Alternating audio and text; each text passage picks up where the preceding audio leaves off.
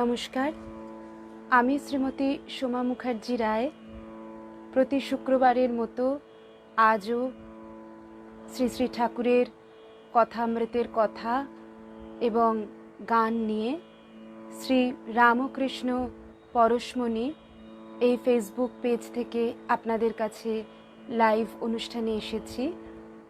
প্রথমেই ঠাকুর, মা স্বামীজি, মা ভবতারিণীর চরণে জানাই আমার আভূমি লুণ্ঠিত প্রণিপাত। এই পেজের সমস্ত শ্রদ্ধেয় কর্মকর্তৃবৃন্দকে আমার আন্তরিক শুভেচ্ছা শ্রদ্ধা প্রদান করি, জ্ঞাপন করি। আমার সকল শ্রদ্ধেয় শ্রোতৃমণ্ডলীকে আমার আন্তরিক শ্রদ্ধা এবং শুভেচ্ছা জানাই। প্রথমেই আমরা গোপী গীতার শ্লোকটি দিয়ে ঠাকুরের কথায় প্রসঙ্গে আমরা চলে যাচ্ছি।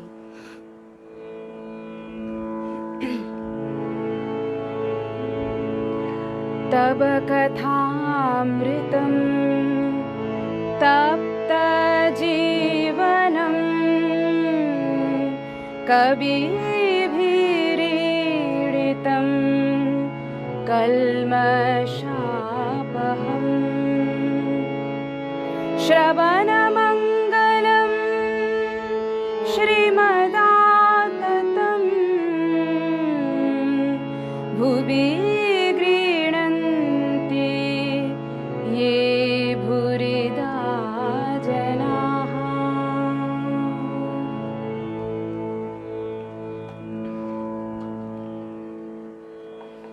আজকে নন্দনবাগান ব্রাহ্ম সমাজে রাখাল, মাস্টার প্রভৃতির ভক্ত সঙ্গে ঠাকুরের কথা প্রসঙ্গে আমরা আলোচনা শুরু করছি।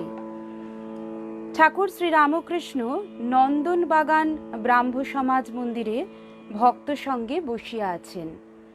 ব্রাহ্ম ভক্তদের সহিত কথা কহিতেছেন, সঙ্গে রাখাল, মাস্টার প্রভৃতি আছেন। বেলা 5টা হইবে। ঈশ্বর কাশীশ্বর মিত্রের বাড়ি নন্দনবাগানে। তিনি পূর্বে সদরওয়ালা ছিলেন, আদি ব্রাহ্ম সমাজভুক্ত ব্রহ্মজ্ঞানী। তিনি নিজের বাড়িতেই দ্বিতলায় বৃহৎ প্রকোষ্ঠ মধ্যে ঈশ্বরের উপাসনা করিতেন, আর ভক্তদের নিমন্ত্রণ করিয়া মাঝে মাঝে উৎসব করিতেন। তাহার স্বর্গারোহণের পর শ্রীনাথ, যজ্ঞনাথ প্রভৃতি তাহার পুত্রগণ কিছুদিন ঐরূপ উৎসব করিয়াছিলেন। তাহারাই ঠাকুরকে অতি যত্ন করিয়া নিমন্ত্রণ করিয়া আনিয়াছেন। ঠাকুর প্রথমে আসিয়া নিচে একটি বৈঠকখানা ঘরে আসন গ্রহণ করিয়াছিলেন। সে ঘরে ব্রাহ্ম ভক্তগণ ক্রমে ক্রমে আসিয়া একত্রিত হইয়াছিলেন। শ্রীযুক্ত রবীন্দ্রনাথ ঠাকুর প্রভৃতি ঠাকুর বংশের ভক্তগণ উৎসব ক্ষেত্রে উপস্থিত ছিলেন। আহুত হইয়া ঠাকুর ভক্ত সঙ্গে দ্বিতলায় উপাসনা মন্দিরে গিয়া উপবেশন করিলেন। উপাসনা গৃহের পূর্বধারে বেদী রচনা করা হইয়াছে। দক্ষিণ পশ্চিম কোণে একটি ইংরেজি বাদ্যযন্ত্র, আমরা পিয়ানো বলি, সেটি রয়েছে। ঘরের উত্তরাংশে কয়েকখানি চেয়ার পাতা আছে। তাহারই পূর্বধারে দ্বার আছে, অন্তঃপুরে যাওয়া যায়। সন্ধ্যার সময় উৎসবের উপাসনা আরম্ভ হইবে। আদি ব্রাহ্ম সমাজের শ্রীযুক্ত ভৈরব বন্দ্যোপাধ্যায় দুই একটি ভক্ত সঙ্গে বেদিতে বসিয়া উপাসনা কার্য সম্পন্ন করিবেন।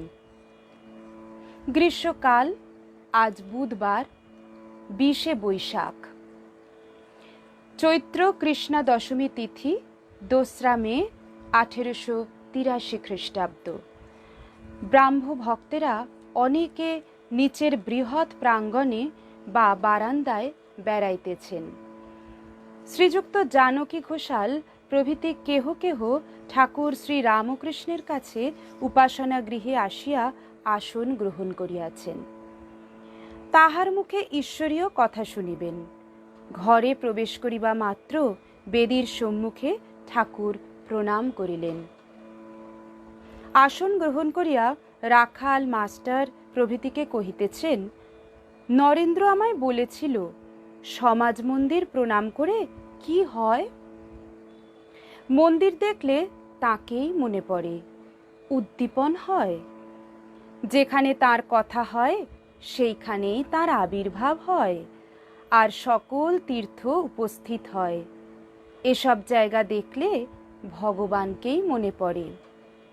একজন ভক্ত বাবলা গাছ দেখে ভাবাবিষ্ট হয়েছিল, এই মনে করে যে এই কাঠে ঠাকুর রাধাকান্তের বাগানের জন্য কুরুলের বাঁট হয়। একজন ভক্তের এরূপ গুরুভক্তি যে গুরুর পাড়ার লোককে দেখে পর্যন্ত ভাবে বিভোর হয়ে যেত। অর্থাৎ যেখানেই কিনা তার কোনো মাত্র একটা সংযোগ রয়েছে, কোনো একটা তার সাথে সম্বন্ধ রয়েছে, সেই দেখেও যদি উদ্দীপন হয়, সেখানেও যেন তার উপস্থিতি লক্ষ্য করা যায়। মেঘ দেখে, নীল বসন দেখে, চিত্রপট দেখে শ্রীমতীর কৃষ্ণের উদ্দীপন হতো। শ্রীমতী রাধা নীল বসন দেখে, কালো মেঘ দেখলেই সেই ঘনশ্যামের কথা তার মনে পড়ত এবং তার উদ্দীপনা হতো। তিনি এইসব দেখে উন্মত্তের ন্যায় কোথায় কৃষ্ণ, কোথায় কৃষ্ণ বলে ব্যাকুল হতেন। ঘোষাল বলছেন, উন্মাদ তো ভালো নয়। ঠাকুর বলছেন, সে কি গো, এ কি বিষয় চিন্তা করে উন্মাদ যে অচৈতন্য হবে? এ অবস্থা যে ভগবান চিন্তা করে হয়, প্রেমোন্মাদ, জ্ঞানোন্মাদ।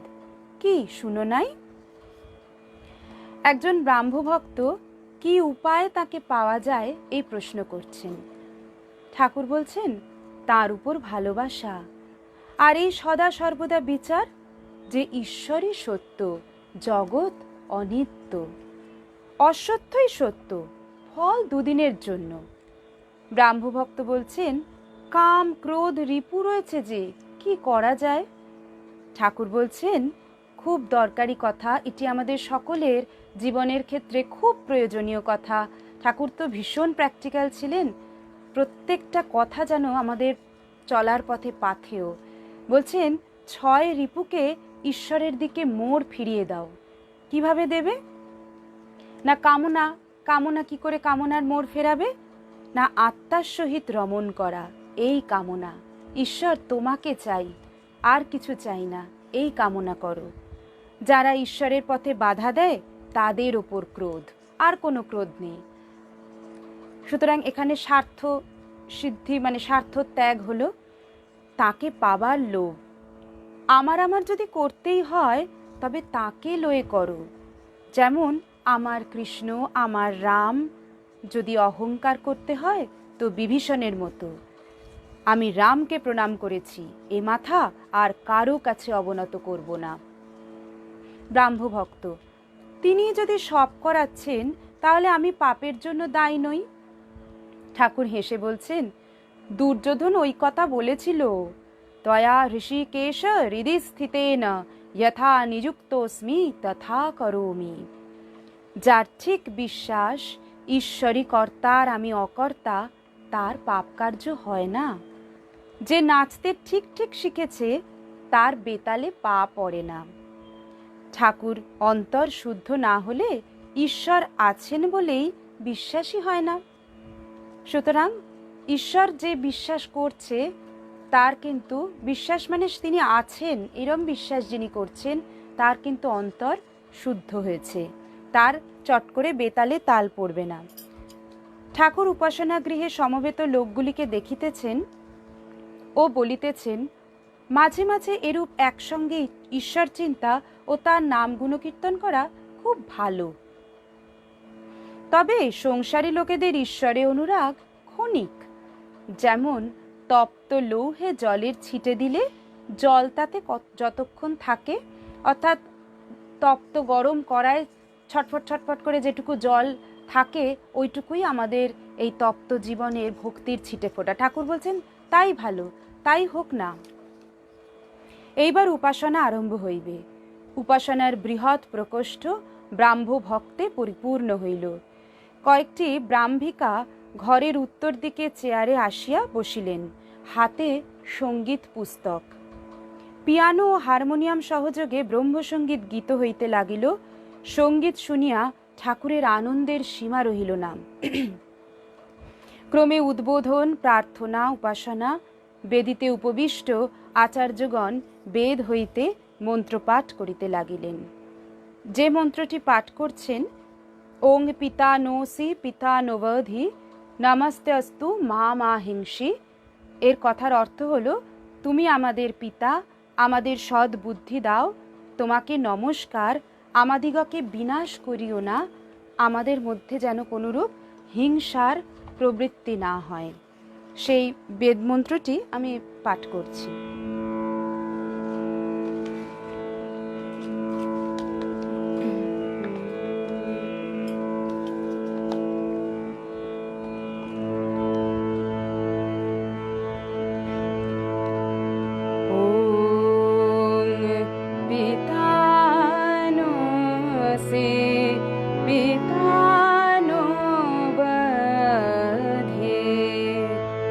नमस्ते अस्तु मा मा हिंसे विश्वानि देव सवितर्दुरितानि परासुर यद्भद्रं तन्नासुर नमः शम्भवाय च मयोभवाय च नमः शङ्कराय च मयस्कराय च नमः शिवाय च शिवतराय च।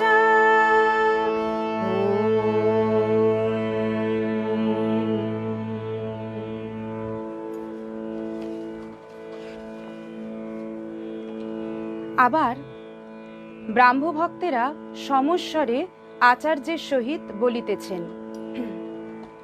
এটিও একটি উপনিষদের মন্ত্র।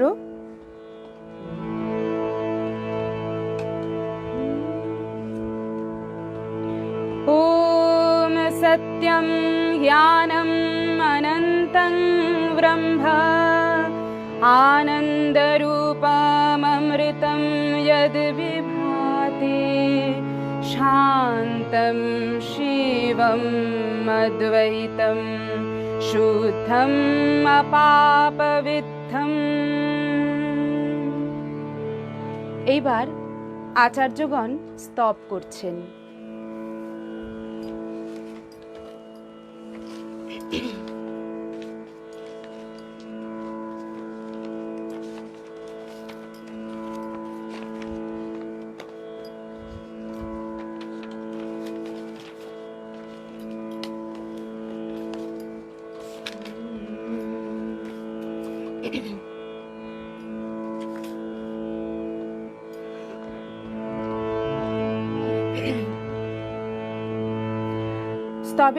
স্তব করছেন। এটিও বেদ মন্ত্রের একটি স্তব।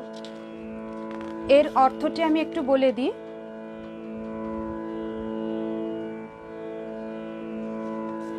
নমস্তে সতেতে জগৎ কারণায়, অর্থাৎ সেই সৎ, সৎ মানে যিনি আছেন, অসৎ মানে যিনি নেই। সৎ তিনি সচ্চিত আনন্দ, তিনি আছেন, অস্তি আর কি, এই হিসেবে সৎ। সেই জগৎ কারণকে প্রণাম জানাই, যিনি সকল লোককে আশ্রয় করে রয়েছেন। সেই অদ্বৈত তত্ত্ব, মুক্তি প্রদানকারী যে তত্ত্ব, সেই ব্রহ্মকে, সেই শাশ্বত ব্রহ্মকে প্রণাম জানাই। তুমি একমাত্র শরণ্য, তুমি একমাত্র বরেণ্য, তুমি জগৎ পালক স্বপ্রকাশ, অর্থাৎ ব্রহ্ম হচ্ছে স্বয়ং প্রকাশিত, তাকে প্রকাশ করতে আর কোনো জিনিসের দরকার হয় না। তুমি জগৎ কর্ত্রী, পাত্রী এবং প্রহৃতি, তিনি সৃষ্টি স্থিতি লয়ের কর্তা, তিনি পরম নিশ্চল নির্বিকল্প, তিনি ভয়ের কারণ কাদের, যারা ভীষণ তাদের, অর্থাৎ যতবার শত্রুরা যত ভয়ানক রূপ ধারণ করেছে, মায়ের রূপও তত উগ্র হয়েছে, তাই তিনি তাদের কাছে ভয়ের কারণ। আবার পাবকদের কাছে তিনি পাবন, পতিত পাবন তিনি। আর তিনি সকলের রক্ষাকর্তা, তিনি পরম নিয়ন্তা এবং আমরা সকলে তোমাকে প্রণাম জানাই সেই জগৎ সাক্ষী রূপকে। তিনি দ্রষ্টা, তিনি কর্মফলের ভোক্তা নন, তিনি দ্রষ্টা। সেই দ্রষ্টাকে আমরা প্রণাম জানাই।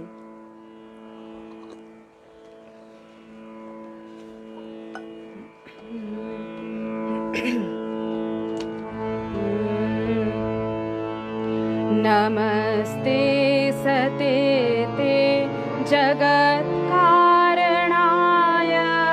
नमस्ते चिते सर्वलोकाश्रयाय, नमो अद्वैततत्त्वाय मुक्तिप्रदाय, नमो ब्रह्मणे व्यापिने शाश्वताय। त्वमेकं शरण्यं त्वमेकं वरेण्यं त्वमेकं जगत्पालकं स्वप्रकाशं त्वमेकं जगत्कर्त्री पात्री प्रहर्त्री त्वमेकं परं निश्चलं निर्विकल्पम्। भयानां भयं भीषणं भीषणानां गतिप्राणिनां पावनं पावनानां उच्चैःपदानां नियन्त्री त्वमेकं परेषां परं रक्षणं रक्षणानाम्। वयं त्वां स्मरामो वयं त्वां भजामो, वयं तां जगत्साक्षिरूपं नमामः सदेकं निधानं निरालम्बमीशम्।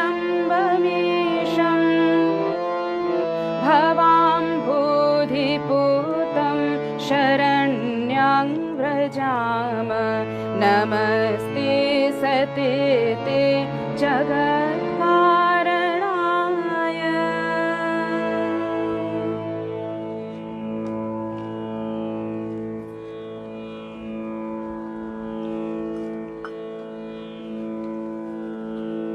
এবার স্তোত্রপাঠের পর আচার্যেরা প্রার্থনা করছেন, অর্থাৎ ব্রাহ্ম সমাজের প্রার্থনার একটা রীতি ছিল। প্রথমে স্তব পাঠ, তারপরে স্তোত্রপাঠ, তারপরে প্রার্থনা। প্রার্থনাটি খুব সুন্দর।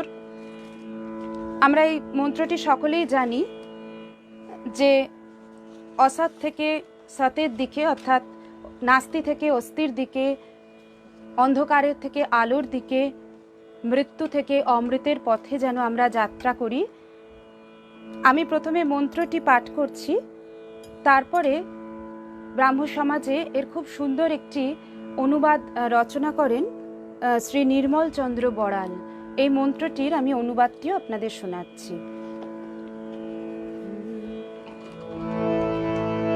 असतो मा सद्गमय तमसो मा ज्योतिर्गमय मृत्युर्मामृतङ्गमय आविराविर्मयेधि रुद्रयत्ते दक्षिणं मुखं तेन मां पाहि नित्यम्।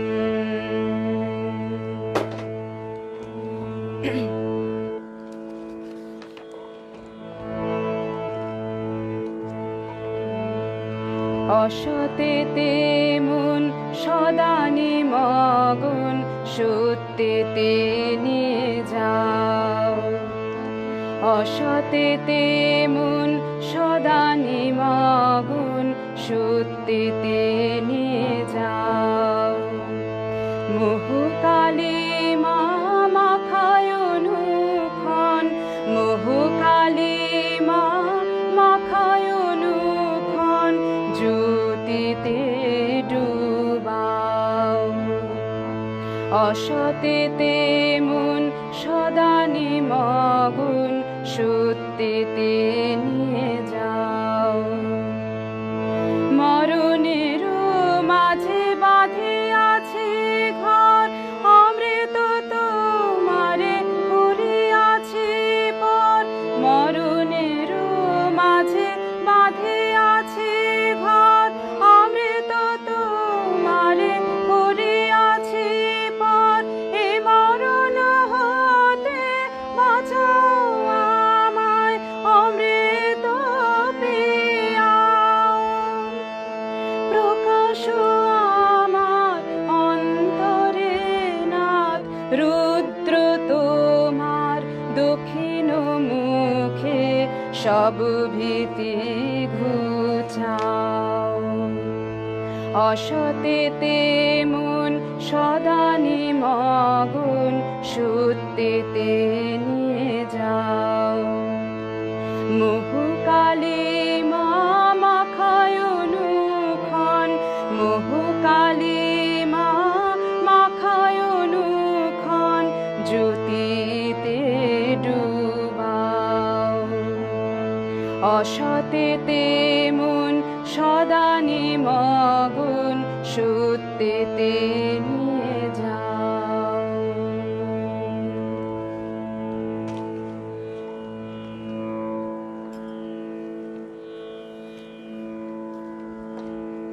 স্তোত্রাদি পাঠ শুনিয়া ঠাকুর ভাবাবিষ্ট হইতেছেন।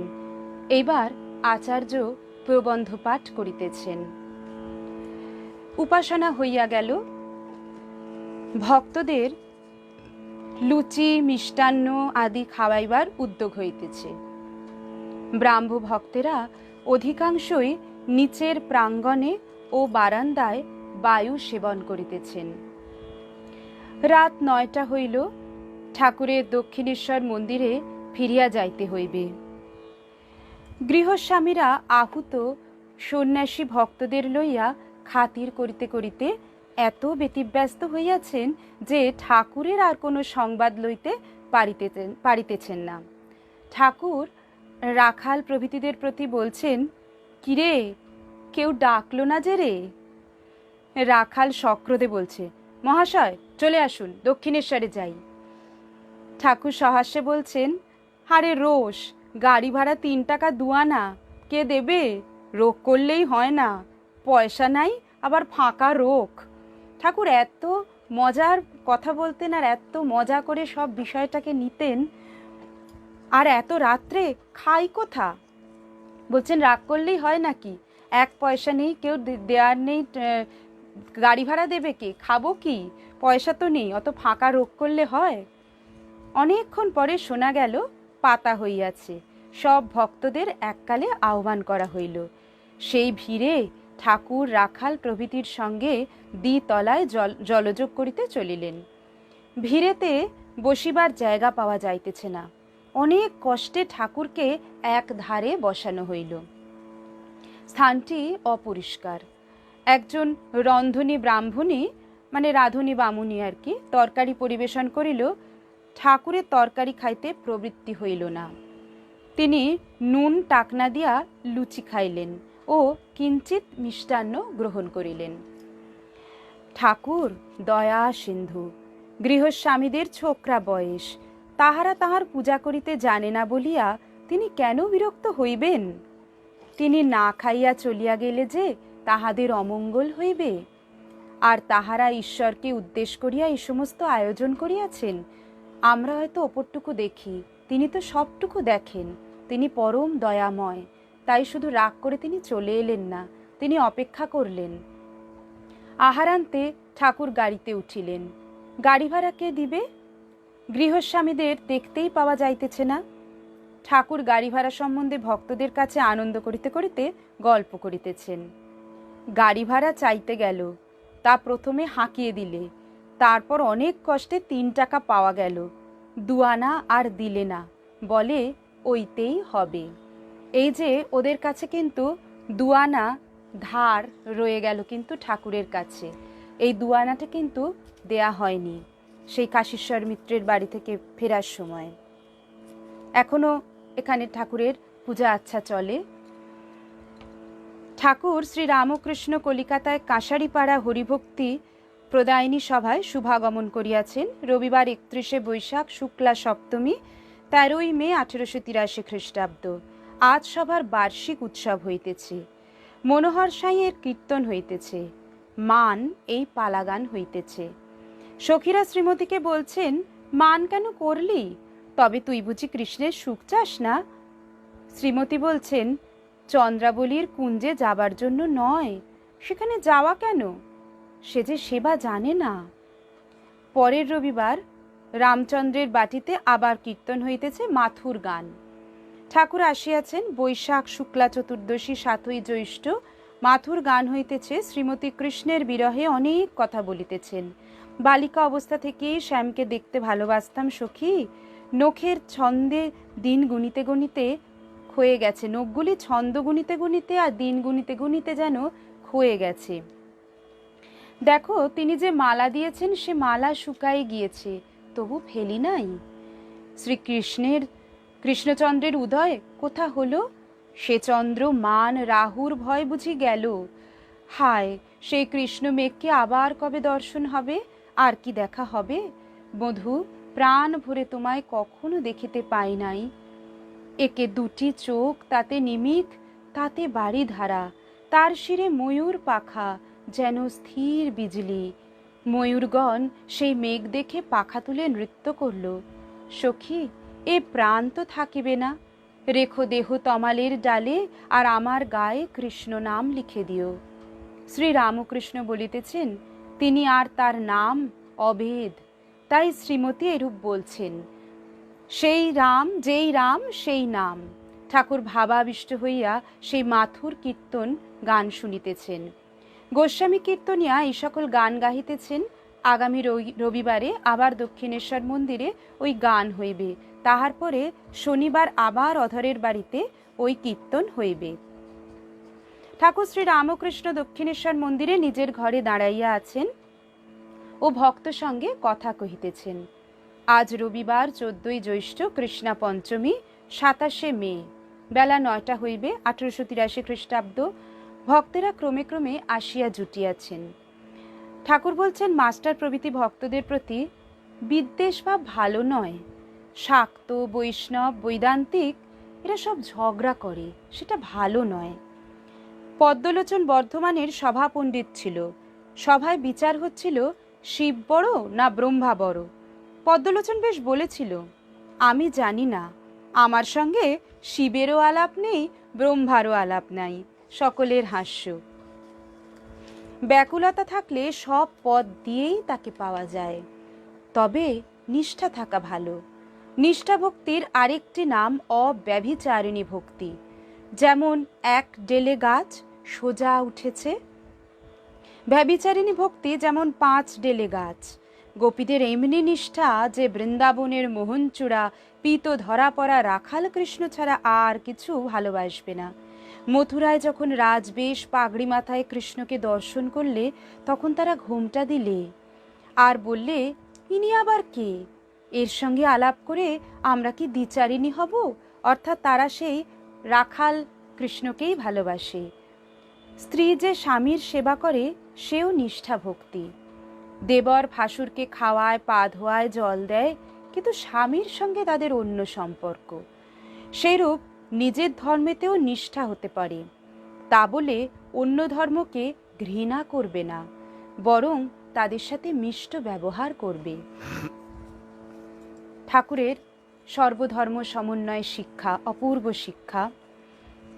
ঠাকুর গঙ্গা স্নান করিয়া কালীঘরে গিয়াছেন। সঙ্গে মাস্টার ঠাকুর পূজার আসনে উপবিষ্ট হইয়া মার পাদপদ্মে ফুল দিতেছেন।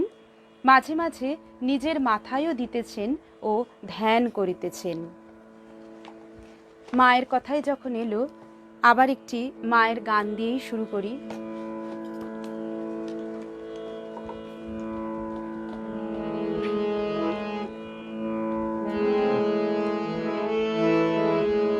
জয় জননী, জয় জয় জননী, জয় দুর্গা কালী মহেশ্বরী, ভবধারা মা, তাপহারিণী মালিনী পতিত পাবনী তারা মা। জয় জননী জয় জয় জননী,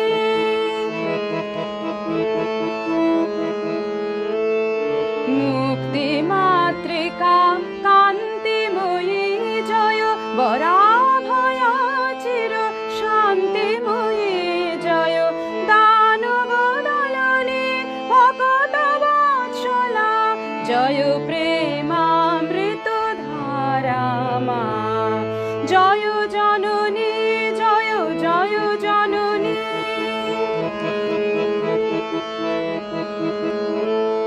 দীপ্তি সুবর্ণা সুধায়ামিয়া, শক্তি অপর্ণা অপরাজিয়া, আশিস নির্ঝরিণী জয় অম্বা, করুণাময়ী অপারা মা। জয় জননী জয় জয় জননী, জয় দুর্গা কালী মহেশ্বরী ভবদারা মা।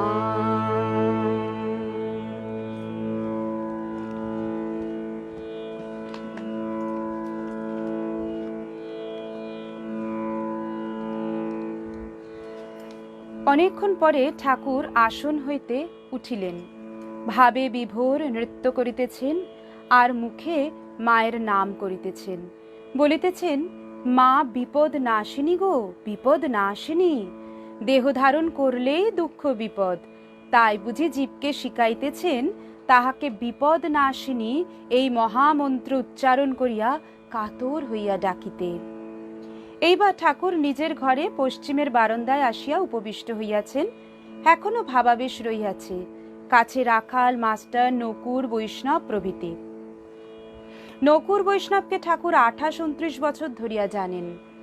যখন তিনি প্রথম কলিকাতায় আসিয়া ঝামাপুকুরে ছিলেন ও বাড়ি বাড়ি পূজা করিয়া বেড়াতেন, তখন নকুর বৈষ্ণবের দোকানে আসিয়া মাঝে মাঝে বসিতেন ও আনন্দ করিতেন। পেনেটিতে অর্থাৎ পানিহাটিতে রাঘব পণ্ডিতের মহোৎসব উপলক্ষে নকুর বাবাজি ইদানিং ঠাকুরকে প্রায় বর্ষে বর্ষে দর্শন করিতেন। নকুর ভক্ত বৈষ্ণব, মাঝে মাঝে তিনি মহোৎসব দিতেন। নকুর মাস্টারের প্রতিবেশী। ঠাকুর ঝামাপুকুরে যখন ছিলেন, গোবিন্দ চাটুর্যের বাড়িতে থাকিতেন, সেই পুরাতন বাটি নকুর মাস্টারকে দেখাইতেছেন। এবার ঠাকুর ভাবাবেশে এই গানটি গাইছেন। আমরা কল্পনা করি ঠাকুরের সেই দেব ও নিন্দিত কণ্ঠে আমরা যেন এই গানটি শুনছি।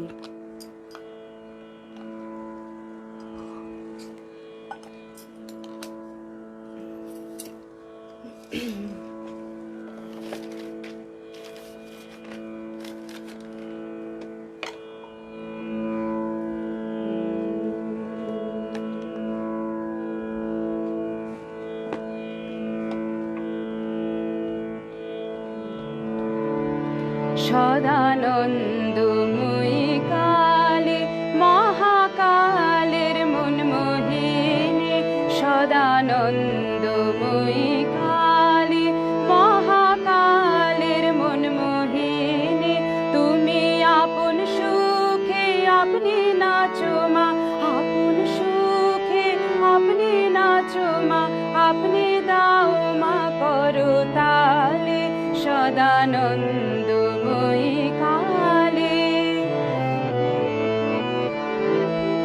আদিভূতা সনাতনী শূন্য রূপা শশী ভালে, আদিরূপা সনাতনী শূন্য রূপা শশী ভালে, ব্রহ্মাণ্ড ছিল না যখন, ব্রহ্মাণ্ড ছিল না যখন, মুন্ডমালা কোথায় পেলে, সদানন্দময়ী কালী মহাকালের মনমোহিনী।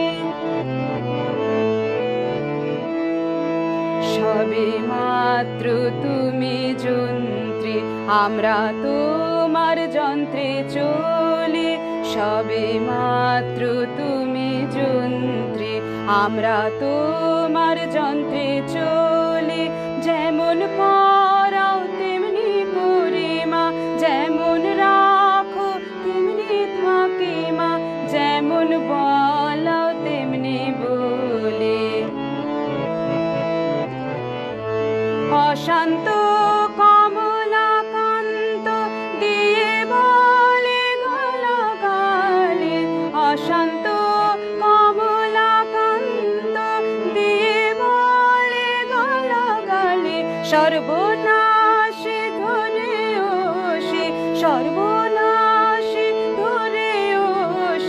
ধর্মাধর্ম দুটো খেলে সদানন্দময়ী কালী মহাকালের মনমোহিনী তুমি আপন সুখে আপনি নাচো মা আপনি দাও মা করো তালে সদানন্দময়ী কালী।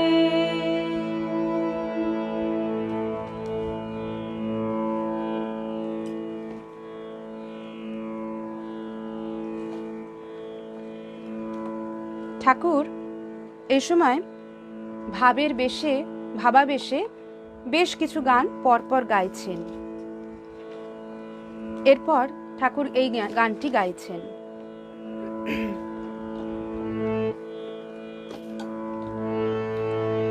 আমার মাতং হি তারা, আমার মাতং হি তারা, তুমি ত্রিগুণ ধরা পরাৎ পরা, মাতং হি তারা, আমার মাতং হি তারা। আমি জানি মাও দিন দয়াময়ী, জানি মাও দিন দয়াময়ী, দুর্গমেতে দুঃখ হরা, মাতং হি তারা, আমার মাতং হি তারা।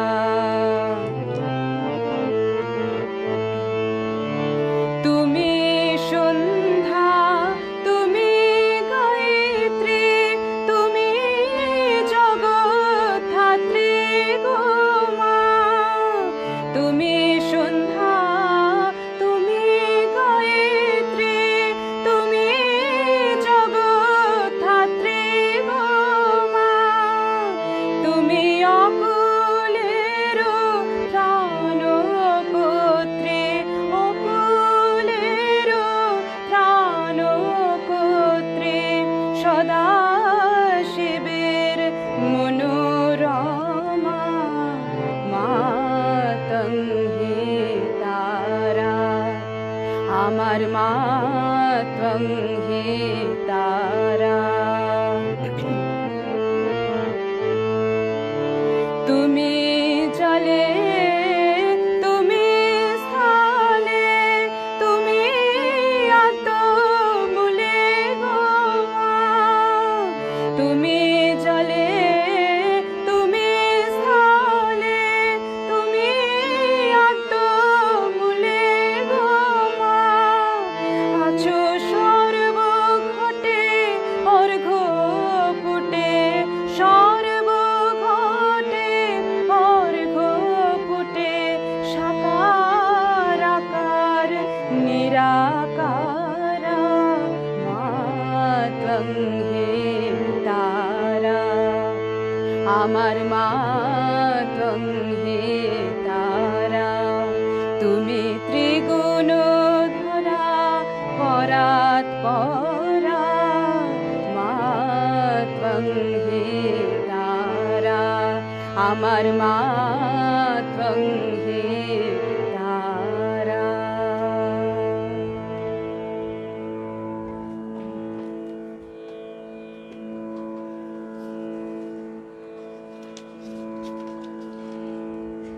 এবার ঠাকুর আরেকটি গান গাইছেন। গানটি আপাত দৃষ্টিতে দেখলে মনে হবে বা শুনলে মনে হবে গানটি পেসিমিস্টিক গান, কিন্তু পেসিমিস্টিক গান ঠাকুর পছন্দ করতেন না। ঠাকুর সবসময় খুব সদর্থকবাদী ছিলেন।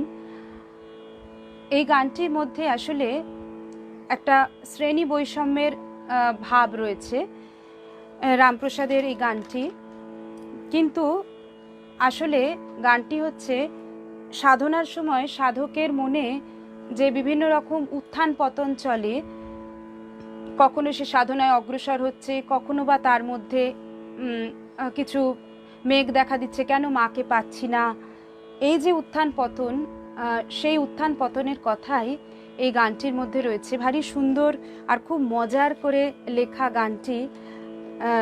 গানটি ভারী সুন্দর গান, আপনাদের ঠাকুর গাইছেন সেই সময়। গানটি আমি শোনাচ্ছি আপনাদের।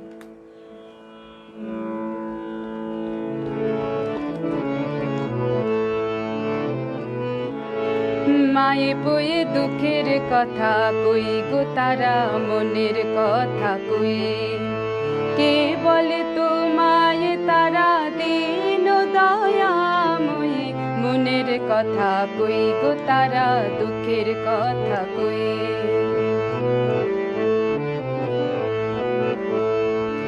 কারেও দিলে ধন জনমান হস্তি রথ জয়ী, মাগো কারেও দিলে ধন জনমান হস্তি রথ জয়ী।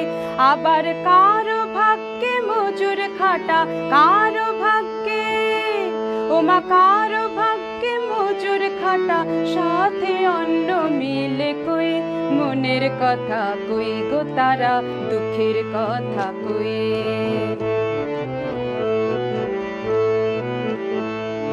কেহ থাকে অট্টালিকায় আমার ইচ্ছা তেমনি রই, কেহ থাকে অট্টালিকায় আমার ইচ্ছা তেমনি রই।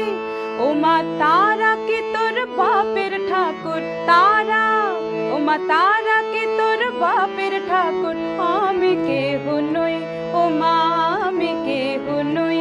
দুটো মনের কথা কই গো তারা মনের কথা কই, মায়ে বয়ে মনের কথা কই গো তারা দুঃখের কথা কই। কারো অঙ্গে শাল দোশালা ভাতে চিনি দই, কারো অঙ্গে শাল দোশালা ভাতে চিনি দই। কারো ভাগ্যের সাথে বালি, মাগো কারো ভাগ্যের সাথে বালি, ধানে ভরা খই মাগো ধানে ভরা খই।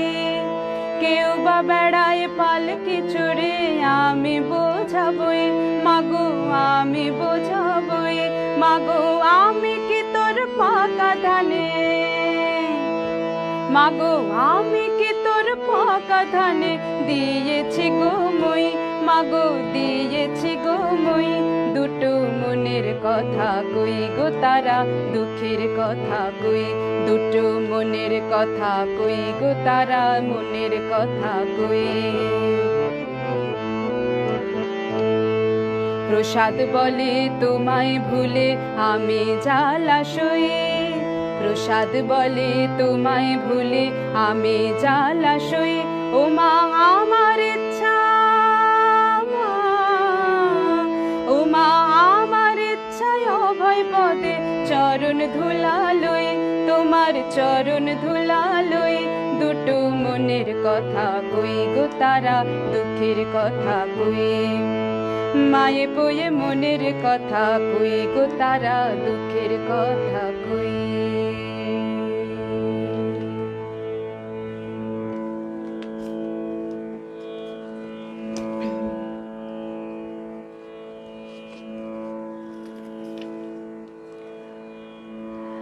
শ্রীরামকৃষ্ণ ভক্তদের বলিতেছেন, সংসারীদের সম্মুখে কেবল দুঃখের কথা ভালো নয়, আনন্দ চাই।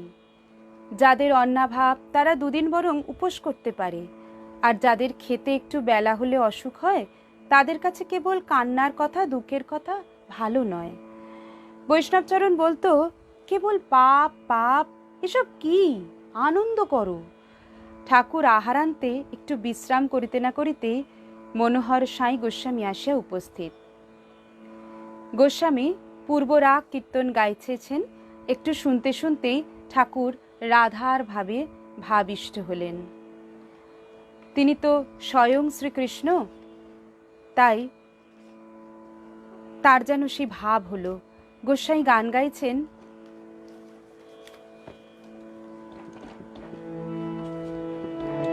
ঘরের বাহিরে দণ্ডে শতবার তিলে তিলে আসে যায়, কিবা মনু চাটন নিঃশ্বাস সঘন কদম্ব কাননে চায়। রায় এমন কেন বা হলো গো?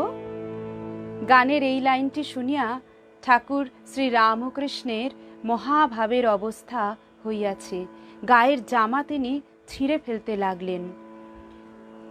কীর্তনিয়া তখন বলছেন, শীতল তছু অঙ্গ তনু পরশে অমনি অবসঙ্গ।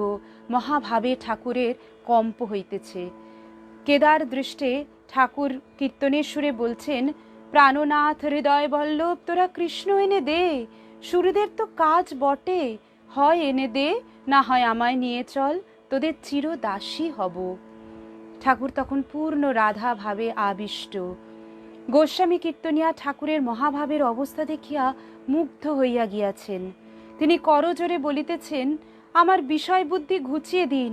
ঠাকুর সহাস্যে বলছেন, সাধু বাসা পকড় লিয়া, তুমি এত বড় রসিক, তোমার ভিতর থেকে এত মিষ্ট রস বেরোচ্ছে, তোমার আবার কিসের বিষয় বুদ্ধি? গোসাই বলছেন, প্রভু আমি চিনির বলদ, চিনির আস্বাদন করতে কই পেলাম। আবার কীর্তন চলতে লাগলো।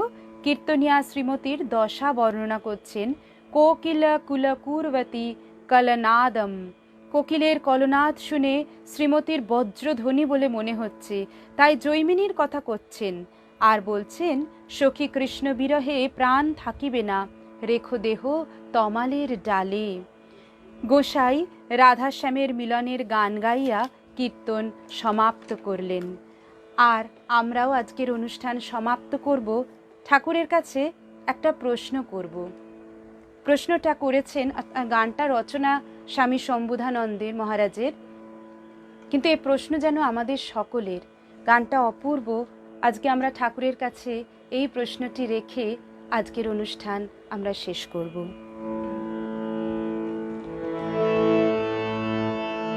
কেন শঙ্খ চক্র গদা পদ্ম লুকাও, কেন শঙ্খ চক্র গদা পদ্ম লুকাও, অধমের দিয়ে ফাঁকি কি বলিতে চাও, শঙ্খ চক্র গদা পদ্ম লুকাও। দক্ষিণেশ্বরে তুমি খুঁজিলে কালী, শিব রাম রাধা শ্রী বনমালী। দক্ষিণেশ্বরে তুমি খুঁজিলে কালী, শিব রাম রাধা শ্রী বনমালী। সীতা মহাবীর যিশু বীর পূজা দাও, কি বলিতে চাও তুমি, কি বলিতে চাও, শঙ্খ চক্র গদা পদ্ম লুকাও। এত লীলা প্রকাশে এ ভাব লয়ে, এত দুঃখ শুয়ে দাও, এত কথা কয়ে। এত লীলা প্রকাশে এ ভাব লয়ে, এত দুঃখ শুয়ে দাও, এত কথা কয়ে। লীলা কি মহান তব, কি বা জ্ঞান তাও, কি ঢাকিতে চাও প্রভু, কি বলিতে চাও, কি ঢাকিতে চাও প্রভু, কি বলিতে চাও। আতুরের দিয়ে ফাঁকি কোথা যেতে চাও, কেন শঙ্খ চক্র গদা পদ্ম লুকাও। এলে ধরা ধামে কি মলিন বেশ, পুথির বিদ্যা তাও নাহি তারি লেশ। এলে ধরা ধামে কি মলিন বেশ, পুথির বিদ্যা তাও নাহি তারি লেশ। কত জ্ঞানী গুণী জন পদ খুঁজে তাও, তুমি কি বলিতে চাও প্রভু, কি বলিতে চাও।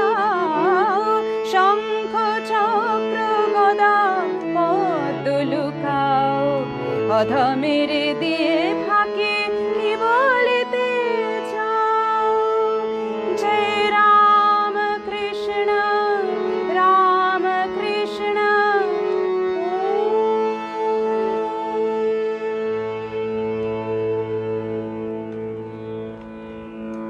ঠাকুর, মা, স্বামীজি, মা ভবতারিণীর আশীর্বাদে সকলে সুস্থ থাকুন, ভালো থাকুন, এই কামনা নিয়ে আজকের অনুষ্ঠান শেষ করছি। নমস্কার।